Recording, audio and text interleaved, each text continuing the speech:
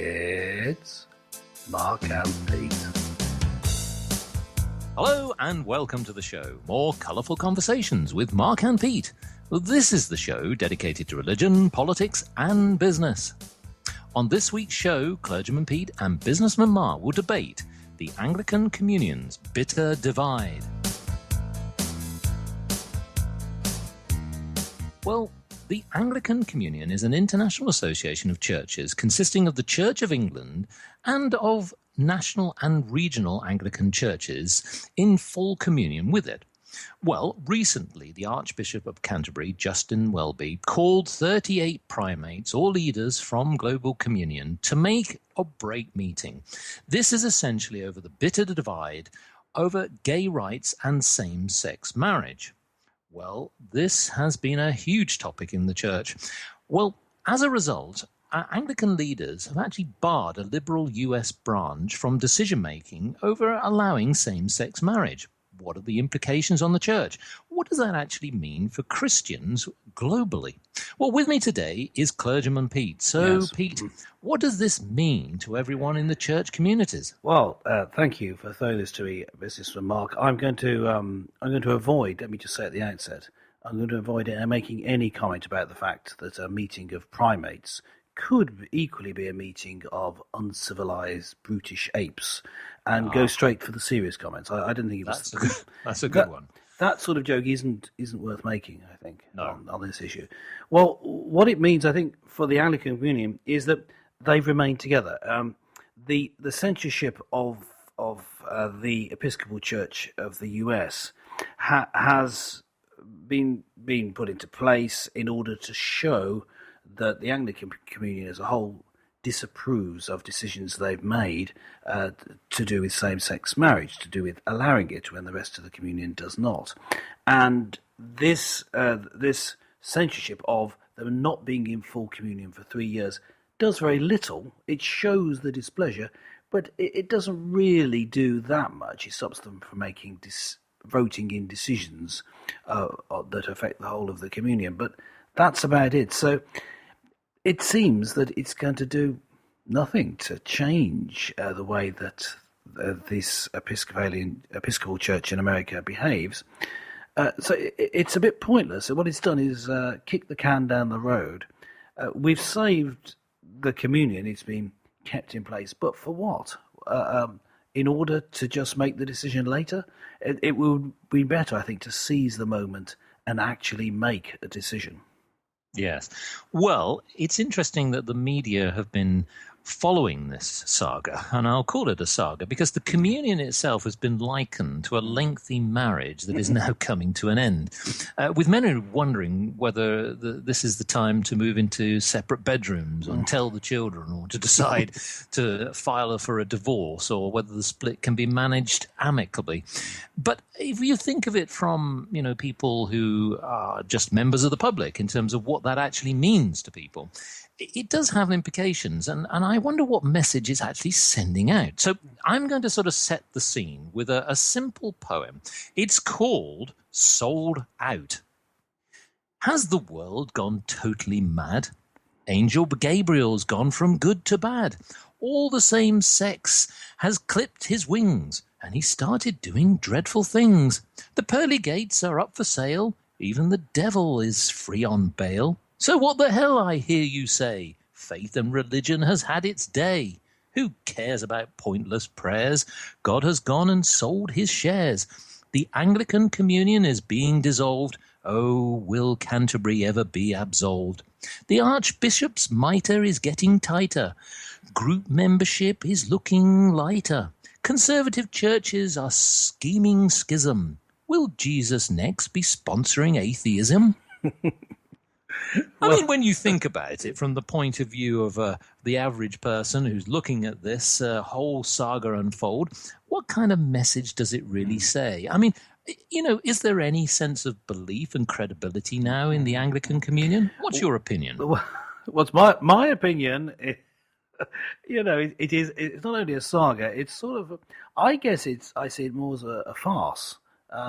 Yes. You see, the view of the general public of the church, whether they think they're confused, wrong, silly, outmoded. That in itself doesn't matter. But what does matter is fealty to Christ, being absolutely faithful to Jesus. The first Christians were first called Christians because they were going on about how they wanted to be like Christ. That Christian is like Christlet or little Christ, and they were happy to take on that insult as their name, and that wouldn't happen today, I don't think, because what we see is a watering down of the faith, a watering down of what people believe in order to fit in with the latest mores of contemporary society. And it shouldn't be that you make decisions on whether the world around thinks it's right, or what the opinion is of someone who isn't a Christian, of how they should be as Christians. Yes, you want to win them to Christ. You want them to come to faith too. But you don't do that by just fitting in with whatever they want. I put it this way. It's like the person at school. There's always someone. Person at school, when you're at school, there's someone who just wants to be friendly with everyone. And they go around, friendly, hello, can I be your best friend? And that sort of person is never popular because they're trying too much. And that, I fear, is what churches like the Episcopal Church, ECUSA, Episcopal Church of the United States of America. That's what they've gone like, and there are factions within the Church of England that are like that as well. And one thing that I've noticed about such churches, now I know more the actual Church of England, the equivalent church is similar in belief and practice to this Episcopal Church in the US. The one factor that you notice about pretty much all of them, not all, but pretty much all, is that not many people go to them anymore. I mean, because... That's quite significant. Well, because what's the point? They've got nothing to offer. Even if you think, well, Christianity, no, I don't believe anything that they believe. I don't believe in God, whatever it is. If they're not actually any different from the society around, there becomes no point to them. And yes, people can still worship in churches, a dwindling number who happen to like that sort of thing. But in general, they're just going to disappear from being a major cultural force anyway, as we've experienced them in the past. But evangelical churches and Reformed churches and those that hold to the truth of the Bible and so have something to say that's different, now they're the ones that are growing. Those churches are growing.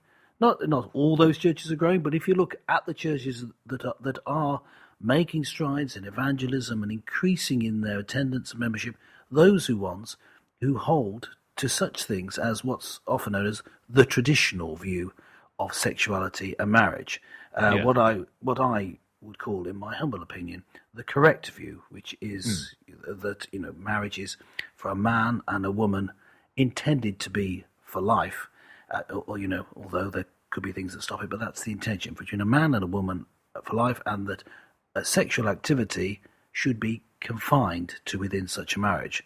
That's my view, because that's what the Bible says. And so in taking what the Bible says, you're offering a distinctive voice. If you're just saying what everyone else around is saying, then you remove any point that you had. Yeah. Well, I think that one of the things I also want to bring up here, which is about the membership. Yes. Now, if you look at Anglicans by continent, if you take the period between 1970 and, say, right up to the end of 2015, there's a bias, because what you see, certainly at the latter half, is that an increased membership in the African community. And that's good in one sense, but of course the membership is somewhat distorted in the sense that it's actually increased by 640% since 1970. So if you look at the positioning, just over 57.2 million from Africa. Then you've got Europe, which is currently around 25 million, just over. Then you've got Oceania for 4 million, North America 2.3, Latin America 1 million, and Asia just under 1 million. So I just wanted to get your opinion in terms of the influence there of the African communities and what that is meaning to the potential future of the whole communion. Well, the African communities that these churches, national and regional churches that are part of the Anglican Communion, they some of them come from a background of evangelical belief, and they're orthodox in belief. Now, I just want to put in here to make the point that you can be orthodox or traditional or sticking to your beliefs and not be evangelical. You could be in style a very high church, or you could be what's known as Anglo-Catholic. So Anglo-Catholic means that you're similar to Roman Catholic in practice and to a certain extent in belief. Now, African churches tend to be one of those, either one or the other, and not be what is tended to be called liberal. That is ones that change to the beliefs of the surrounding culture. And because of that, they have been. That is part of the reason that they have been growing dramatically. And so that shifts the balance of power, of course. You know, that now those churches are the ones that are the real Anglican Communion. And the Church of England is losing its claim to have any sort of leadership. The Archbishop of Canterbury is seen as the first among equals, in that because of the historic, because of the history, rather, of the Church of England being the one that sent out missionaries that started all these other churches, he has been seen as the one who gives a lead. But if he's not, but maybe no longer, or maybe we're heading that direction. I mean, that could be a very valid point. But I mean, collectively, the Anglican leaders in Canterbury said that the Episcopal Church's approval of gay marriage was a fundamental departure from the faith of teaching of the majority of Anglicans. So what does the Bible say on this? Yes. Well, this is a crucial point, because all Christians say that they gain authority, or that all Christians say that they gain insight into their way of life from the Bible, and most say that it's their complete authority on all matters to do with life and practice and doctrine. So let's look at the Bible, what it has to say. And if we look at an interesting passage in the Bible, which is in Romans chapter 1, we see a description of what it's like when a whole society or culture, it turns away from God. And there's a fascinating description. It's fascinating because it seems to describe what we're experiencing now, at least in Western culture. First of all, he talks, Paul writing to the Romans, talks about how God's anger, verse 18 of Romans chapter 1, is revealed against all the sin and evil of people whose evil ways prevent the truth from being shown. So he's angry that people are obscuring the truth. Then he goes on to say that they know the truth. They know that God is real because of his invisible qualities, his power, divine nature. They can see it. They can perceive it in creation. They know it in their spirit. They know God, but they don't give him the honor that belongs to him. They don't thank him. Their thoughts, this is still quoting from this same passage, their thoughts have become complete nonsense, and they've got empty minds. They say they're wise, but they're fools. And they start worshipping the wrong thing. Instead of worshipping God, they worship things that are mortal and images. And they have lost track. They're not worshipping God. They're not thanking him, even though really deep down they know him. And so they're given over. That is to say, they're allowed to pursue their desires. And it describes in this passage as the filthy things their hearts desire and shameful things that they do. And the example given is that they give themselves over to women perverting their natural use of sex for unnatural acts, and men giving up natural sexual relations with women to burn with passion for each other. In other words, homosexuality, both for men and women, is an example of God giving up on a culture and saying, look, you've just turned away from me. I'm going to give you over to the wrong things you do. And within those wrong things, homosexuality, there it says in this same passage, you bring upon yourselves the punishment that you deserve. So the fracturing society caused by approving of homosexuality, the downgrading of true biblical marriage, and also diseases that are passed around because of homosexual behavior, all that is a natural punishment. You know, God hasn't said, right, I'm going to punish you by doing this. It's a natural result of this wrong way of living, which is because God has allowed people to just follow their desires. Yes. So he's taking his hand of protection off a Western culture which built itself upon the Bible and biblical values. And so seeing that people are approving of homosexual behavior and seeing that a whole church is doing it is a sign that God has left the building. He's letting us get on with it. It's a terrible sign, a bad portent of days to come. Well, I just wanted to sort of offer the other side to this, just as we're coming to the end of the show, which is this deep pain that we're seeing, this outpouring and division that's occurring within the Anglican community. The one quote that came fairly recently in the United Kingdom, which was from a Labour MP and former Anglican minister, Chris Bryant, who has openly mentioned that he is gay, said, "I've finally given up on the Anglican Church today after its love-empty decision on sexuality." Essentially, one extra comment that he mentioned was, one day it will seem wrong as supporting slavery. So clearly he has a different viewpoint. But just to conclude, what's your opinion on somebody who is a former Anglican minister there?